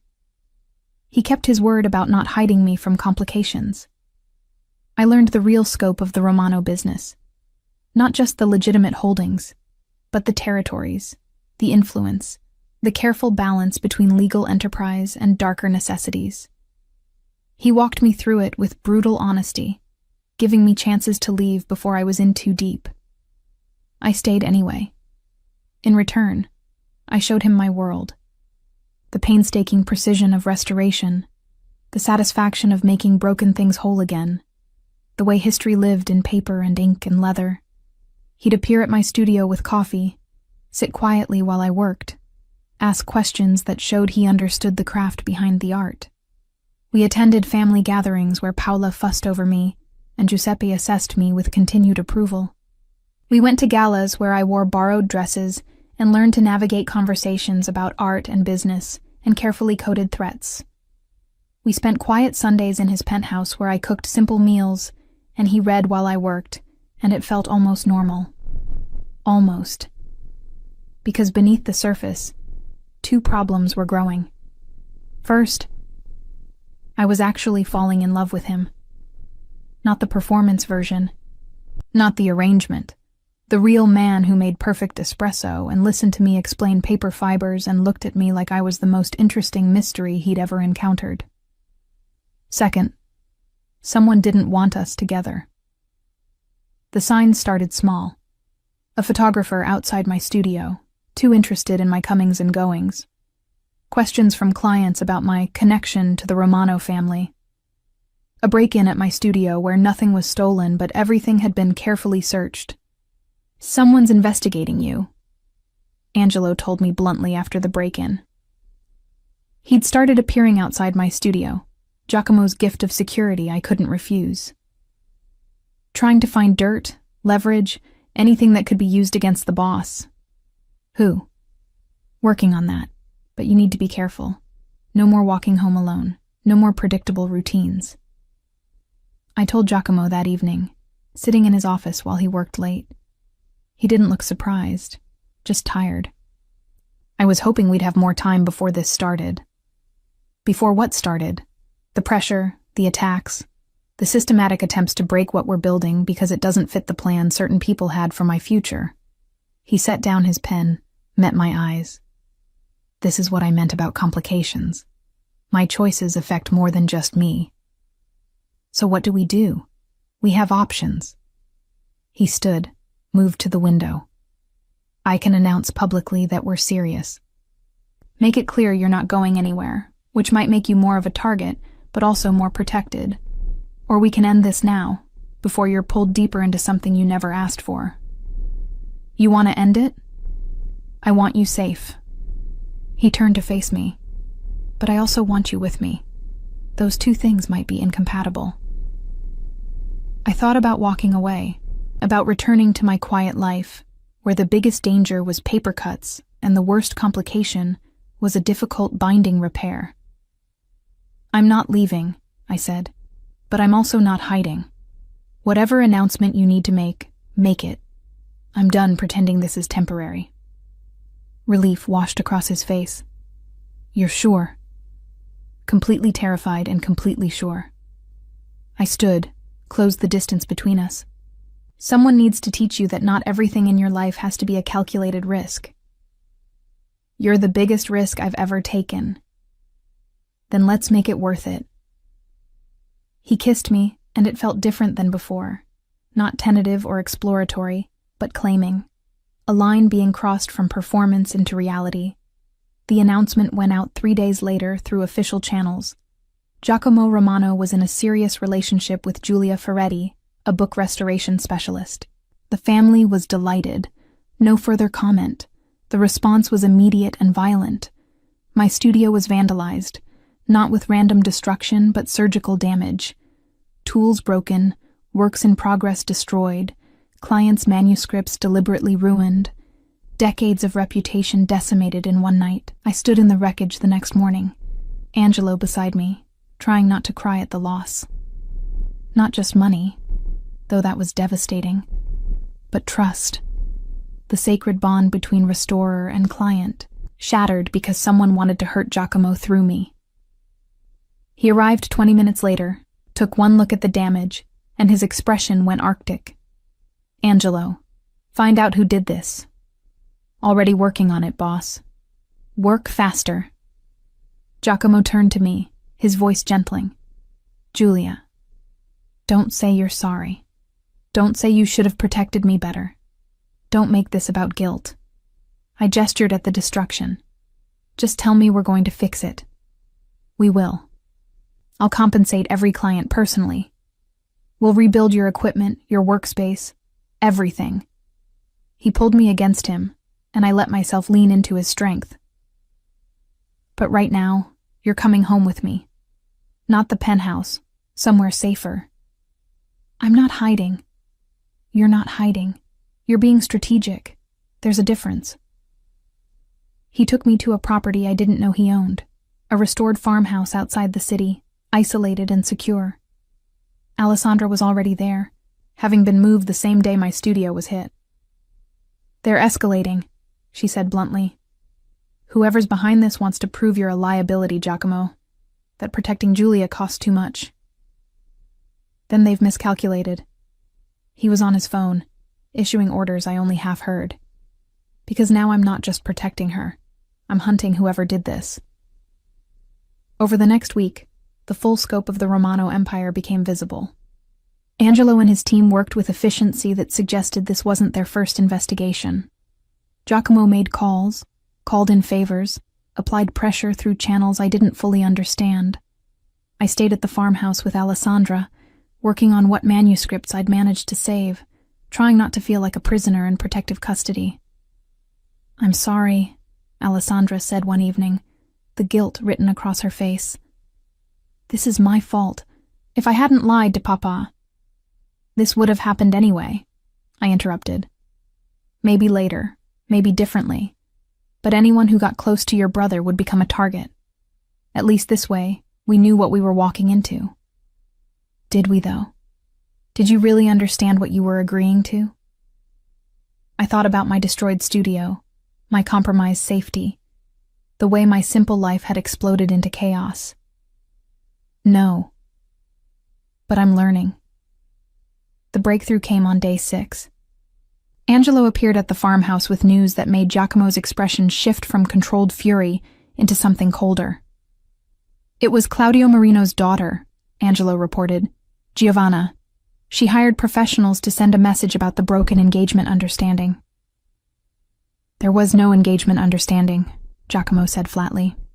"Her father led her to believe there was, that the marriage was agreed upon, just waiting for official announcement. When you started appearing publicly with Giulia instead." Angelo shrugged. "She decided to eliminate the competition." I felt cold. "She destroyed my studio because she thought we were engaged? She destroyed your studio because you represented everything she'd been promised and lost." Angelo pulled out his phone, showing surveillance footage. "We have her on camera directing the professionals. Enough for charges if you want to press them." "No charges," Giacomo said immediately. "We handle this internally." "What does that mean?" I asked. He looked at me, and I saw the man beneath the businessman, the one who'd been trained since childhood to solve problems with violence when necessary. "It means I'm going to have a conversation with Fabiano Marino about controlling his daughter's behavior. And if he can't, I will. Giacomo, this isn't negotiable, Giulia. She came after you because of me. That requires a response. A response, not a war. Trust me to know the difference." I did trust him. That was the terrifying part. I trusted this man who operated in a world where handling things internally meant something far different than legal recourse. The meeting with Fabiano Marino happened 2 days later, at a neutral location with both families' security present. I wasn't invited, but Alessandra filled me in afterward. "Giacomo was controlled," she said carefully, "but scary. Told Fabiano that any further action against you would be considered an act against the entire Romano family, that Giovanna needed to be sent away until she learned to manage her disappointment like an adult. And Marino agreed. He didn't have a choice. Giacomo made it clear this was the peaceful option." She paused. "My brother can be terrifying when someone threatens what he loves." What he loves. The phrase settled over me with weight I wasn't ready to examine. When Giacomo returned that evening, I was waiting in the farmhouse kitchen, pretending to read while actually watching the door. "It's handled," he said, collapsing onto the couch beside me. "Giovanna's being sent to their family estate in Sicily. Marino will compensate you for the damage. And we've reached an understanding about boundaries." "What kind of understanding?" "The kind where everyone agrees that harming you would be terminally bad for their own health." He pulled me against his side, his tension slowly bleeding out. "You can go back to the city. Back to your studio, though I'd prefer if you moved some of your work to the penthouse. So I'm safe now. Safer. You're always going to have some risk being with me. But the immediate threat is neutralized." I should have felt relieved. Instead, I felt angry. This is your life. Crisis management and threats and violent solutions to human problems. Yes, and you want me in it permanently. Yes. Why? I pulled away to look at him directly. Why me, Giacomo? Why is it worth all of this? He was quiet for a long moment, his hand coming up to cup my face. Because before you, I was playing a role. Dutiful son, careful businessman, strategic decision maker. Everything calculated, nothing real. And then you crashed into my life wearing my robe and drinking my coffee and calling me paranoid to my face, and suddenly I remembered what it felt like to want something that wasn't part of the plan. I'm not some key to your personal freedom. No, you're the person who makes freedom feel possible. He kissed me softly. I know this has been terrifying. I know I've dragged you into situations you never asked for, but I'm asking now, clearly. Will you stay? Not because of arrangements or family expectations, but because you want to build something real with me. 3 months ago, I'd been a book restorer who kept to myself, avoided complications, and measured success in completed manuscripts. Now I was sitting in a guarded farmhouse with a man who'd just threatened violence on my behalf, choosing between safety and something that felt startlingly like love. I'll stay, I said, but on 2 conditions. Name them. First, you don't make decisions about my safety without consulting me. I'm not fragile and I'm not helpless. If we're partners, we act like it. Agreed. Second, you let me teach you that not everything has to be protected through control and force. Sometimes the best way to preserve something precious is to trust it to survive on its own strength. He smiled, understanding the metaphor. Like your manuscripts. Like everything worth keeping. We stayed at the farmhouse for 3 more days, using the forced isolation to figure out what we actually were when stripped of performances and family expectations. We talked through boundaries and fears and the practical logistics of merging 2 completely different lives. And somewhere in those conversations, the fake arrangement Alessandra had created became the real relationship neither of us had planned for. When we finally returned to the city, my studio was restored. Better equipment than I'd had before. Improved security. A formal apology from Fabiano Marino delivered through lawyers. But the most significant change was the small apartment Giacomo had secured in the building next to his penthouse. Your space, he said, handing me keys. So you can work without my world constantly intruding, but close enough that I can bring you coffee when you're working late. It was the perfect compromise between independence and connection. That night, lying in his bed with the city lights painting shadows across the ceiling, I said, Your father asked me 8 weeks ago if I was falling in love with you. What did you tell him? That I was, past tense, uncertain. I turned to look at him. But I'm not falling anymore, Giacomo. I'm there, completely terrifyingly there. His arms tightened around me. Good. Because I've been there since you told me my chocolate preferences were uncivilized. I never said that. You implied it heavily. That's different. He laughed, and I felt the sound rumble through his chest into mine. This was real. Complicated and dangerous and nothing like the life I'd imagined. But real in ways that mattered more than safety. Outside, the city continued its endless rhythm. Inside, 2 people who'd started as strangers in a kitchen figured out how to become partners in something bigger than either had anticipated. The call came at 4 a.m, 3 months after Giovanna Marino's forced exile. I woke to Giacomo already on his phone, his voice clipped with the kind of controlled fury I'd learned meant serious trouble. He was out of bed, pacing naked to the window, silhouetted against pre-dawn darkness. When? A pause. How many? Another pause, longer. Keep her there. I'm coming now. He ended the call, and I was already sitting up. What happened? Alessandra's apartment was broken into. She's safe. She was at a friend's place. But whoever did this left a message. His jaw tightened. Addressed to me. I was out of bed, pulling on clothes. I'm coming with you.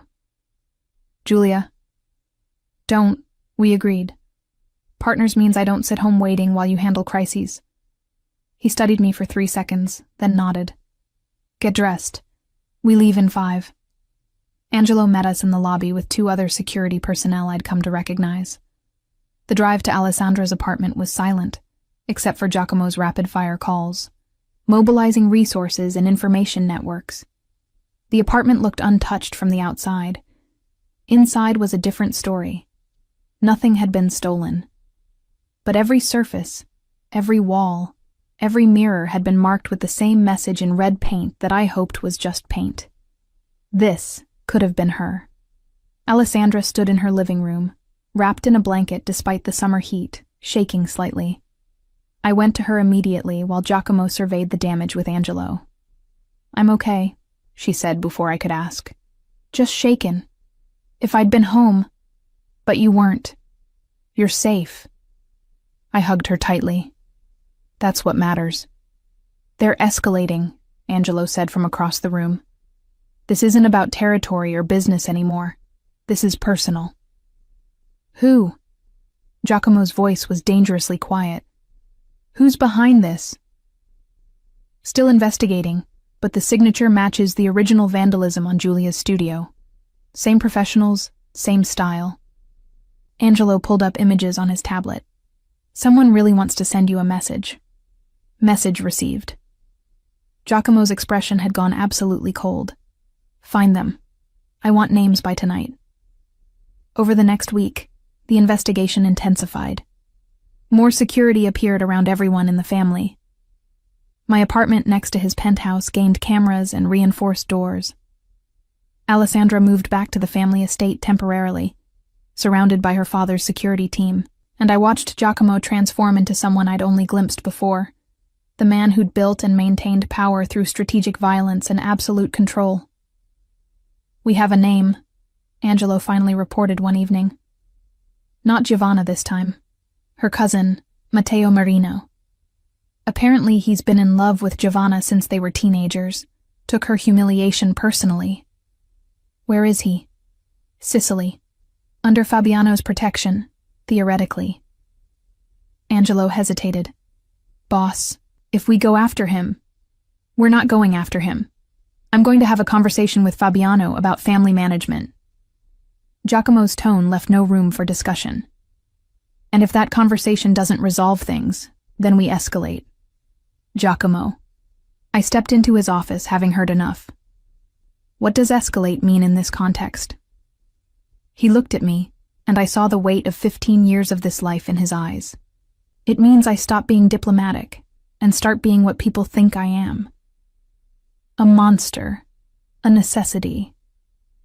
He moved to pour whiskey, offered me a glass I declined. "This is why I wanted you to understand what being with me meant, Giulia.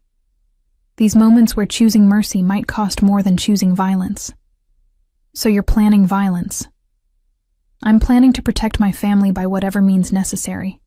If that includes violence, then yes." I should have argued. Should have tried to convince him there were legal, civilized, non-violent solutions. But I'd spent 3 months learning his world. I knew how inadequate legal solutions were when family honor and blood feuds entered the equation. "Then I'm going with you." "Absolutely not." "Partners. Remember? You don't face this alone. This isn't a negotiation. You're not walking into a situation that could turn violent." "Fine. Then I'll wait here while you potentially get yourself killed, proving a point about family protection." I crossed my arms. "How's that for partnership?" We stared at each other across his desk, wills clashing with the force of months of learning to navigate each other's stubbornness. Finally, he said, "You stay in the car with Angelo. No arguments, no following me inside, no heroics. Agreed?" "Agreed." The meeting with Fabiano Marino happened 2 days later, at his private villa outside the city. Giacomo brought minimal security, just Angelo and 2 others. A show of confidence rather than force. I sat in the car as promised, watching through tinted windows as Giacomo disappeared inside. Angelo remained with me, tense and alert. "He'll be fine," Angelo said, though I wasn't sure if he was reassuring me or himself. "How often does he do this? Walk into potentially dangerous meetings?" "More often than he should. Less often since you appeared." Angelo glanced at me. "You're good for him. Make him remember there are stakes beyond business and territory." "I'm not sure that's entirely positive. Stakes make people reckless. Or careful. Depends on the person. We sat in tense silence for 40 minutes. Then voices, raised, angry, coming from inside the villa. Angelo's hand moved to his weapon, his body coiling with readiness. But then Giacomo appeared, walking calmly out of the villa with his security. Not running, not fleeing, just walking with the measured pace of someone who'd gotten what he came for. He slid into the car, his expression unreadable. Drive. We were 5 minutes away before he spoke again. Matteo Marino will be apologizing to Alessandra personally within the week. He'll also be compensating her for the trauma and property damage. And he'll be stationed in Sicily permanently, where Fabiano will ensure he learns to manage his romantic disappointments without threatening innocent people. And if he doesn't comply? I asked. Then Fabiano loses access to 3 territories he currently enjoys through our family's goodwill. Giacomo's smile was knife-sharp. He'll comply. No violence. Not this time. But the threat was clear enough. He took my hand, lacing our fingers together. Sometimes the anticipation of consequences is more effective than the consequences themselves. You sound like you're describing manuscript conservation. Maybe your philosophy is more broadly applicable than you realized. Back at the penthouse, Alessandra was waiting with Paola and Giuseppe. The family dinner that followed felt like a celebration. Crisis averted, threat neutralized, normal life resuming. Except nothing felt normal anymore. I can't do this, I told Giacomo that night, standing at his window with the city spread below. This life of constant threats and crisis management, and wondering if every knock on the door is another message written in paint or blood. I know. I turned to face him. That's it? Just, I know? What else can I say? You're right. This is my life. Has been for 15 years. Will be until I figure out how to exit gracefully. He moved closer, but didn't touch me. I can't ask you to accept that. All I can do is promise that I'll make it as safe as possible for you. Safe isn't the same as good, Giacomo. No. But it's what I have to offer.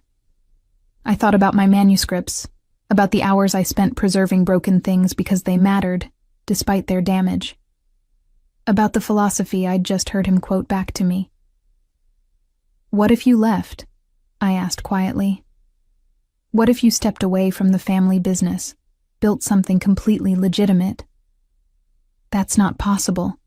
This empire doesn't have an exit door. Everything has an exit if you're willing to pay the price. I took his hands. You've spent 3 months showing me your world. Now let me show you mine, where success isn't measured in territories controlled, but in things preserved, where legacy means what you build, not what you inherit. You're asking me to walk away from everything. I'm asking if there's anything in everything that matters more than building something real with me. He was quiet for so long I thought I'd lost him. Then, my father built this empire, my grandfather before him. Walking away would be betraying generations, or honoring them by choosing something different, something better. It would take years.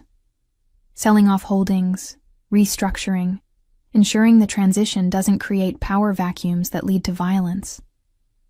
Then we have time.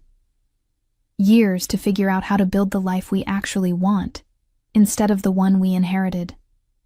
He pulled me against him, his forehead resting against mine. You make it sound possible. You made falling in love with a mafioso sound possible. I'm just returning the favor. I'm not a mafioso. I'm a businessman with complicated family investments. You threatened Fabiano Marino in his own villa this afternoon. Diplomatically threatened. There's a difference. I laughed, the sound surprising us both.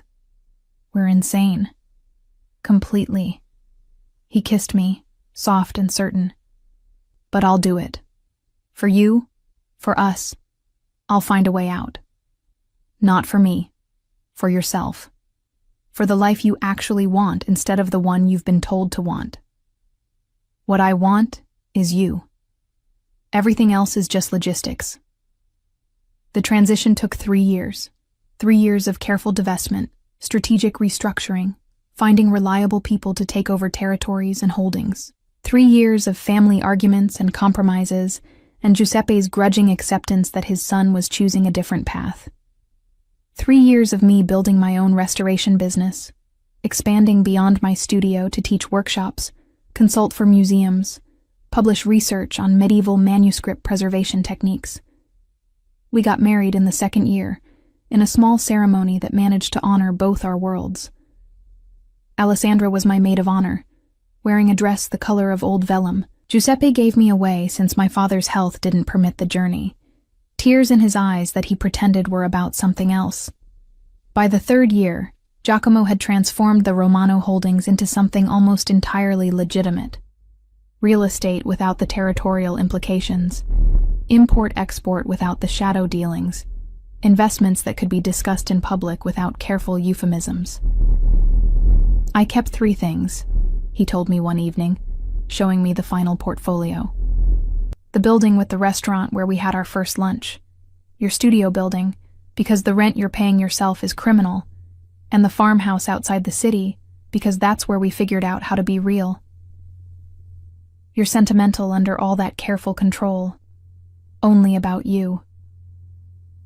He set aside the papers, pulled me into his lap. Giuseppe officially retired last month. Angelo's taking over as head of operations for what remains of the family business. And I'm now just a wealthy investor with excellent taste in wine and beautiful women. Just one beautiful woman, I hope. Just one. She's terrifying and stubborn and spends most of her time covered in book dust, and I've never wanted anything more. We moved between his penthouse and my studio, between family obligations and professional achievements, building something that belonged entirely to us. Alessandra flourished in the family business, revealing a talent for negotiation that made her father beam with pride. Paola divided her time between organizing charity events and plotting about grandchildren she didn't have yet. On our 3rd anniversary, I finished restoring the manuscript from Giacomo's grandfather, the one that had brought us together. The medical treatise was now museum quality, every page stabilized, every word legible, ready to be shared with researchers and historians. "It's perfect," he said, examining my work with the careful attention I'd taught him. "You made it whole again." Not whole. Better than whole. Honest about its age and damage, but preserved for centuries more of use. I traced the leather binding I'd reconstructed. Like us, really. Not hiding the complications, but building frameworks that support what matters. He pulled me into a kiss that tasted like cedar and promise, and the strange magic of 2 people who'd started as strangers in a kitchen, and chosen each other through crisis and chaos and complicated family dynamics.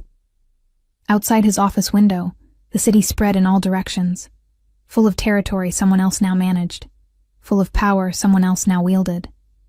But inside, we'd built something smaller and infinitely more valuable. A partnership that didn't require protection because it was built on trust.